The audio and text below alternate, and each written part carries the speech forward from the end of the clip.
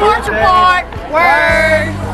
Contrary to what you may have heard, the diner is not closing. Let me repeat that again. The diner on Jacksboro Pike is not closing. As a matter of fact, the diner has been serving this area for 7 years and plans on serving you for many more years to come with daily luncheon specials, fresh homemade desserts, and they still take great big food orders. So, let me repeat this one more time.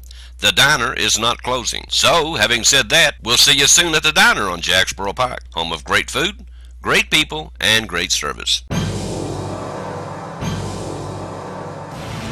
When you call for just any ambulance service, you never know what you might get. But when you call Vital Care at 423-562-9370, you'll get an experienced staff, experienced and professional people who know what the word emergency really means. Don't just trust anyone. You do have a choice when it comes to ambulance service in this area. 562-9370. Our top story, the Cougars baseball team traveled to play top-seeded Hardin Valley Friday afternoon and lost 12-2. Coming off their big play-in game win last week over Central, they played top-seeded Hawks and then turned around and lost again to the Beavers of Carnes the next day, 7-0. Although they lost, they still did a lot better than most people thought, finishing with a one-loss record of 9-16 overall. In looking back, we want to congratulate Hunter Scott, Bo Ferris, and Taylor McKeel, the three seniors, on sticking it out and contributing to the team, and we wish them the very best at the next level of their life. And we want to say it's been a pleasure for us to broadcast their games live on WLAF. The Lady Blue Devils entertained Oakdale in their opening round of play in their district.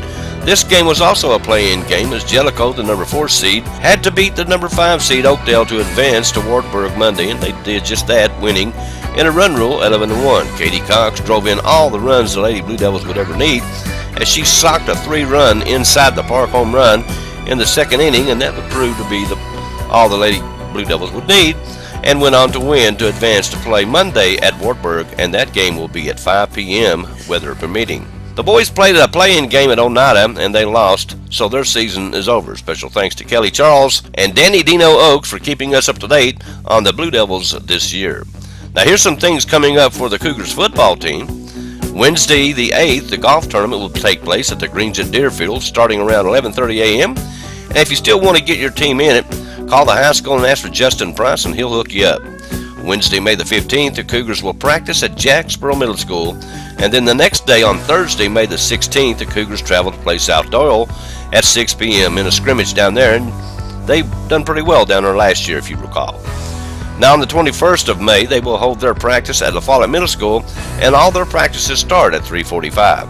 They have lots of things planned for the month of June. As soon as Josh Parker, the sports information director, lets us know, we'll let you know so you can keep up with the Cougars right here on the Sports Report and WLAF. The FC Alliance Soccer League is going on now at Ken Snodderly Park. We found this out from a parent. We'll get up there this coming Saturday and get all the information for you. The Kids Bassin Bonanza will be June the 15th. It's a fishing tournament for kids only, but there are parents in each boat with them.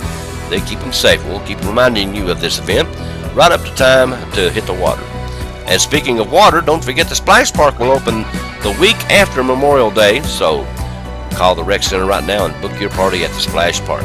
Alrighty, that's a real quick look at today's sports. I thank you for being with me. You guys stay tuned. There's a whole lot more to come right here on WLAF.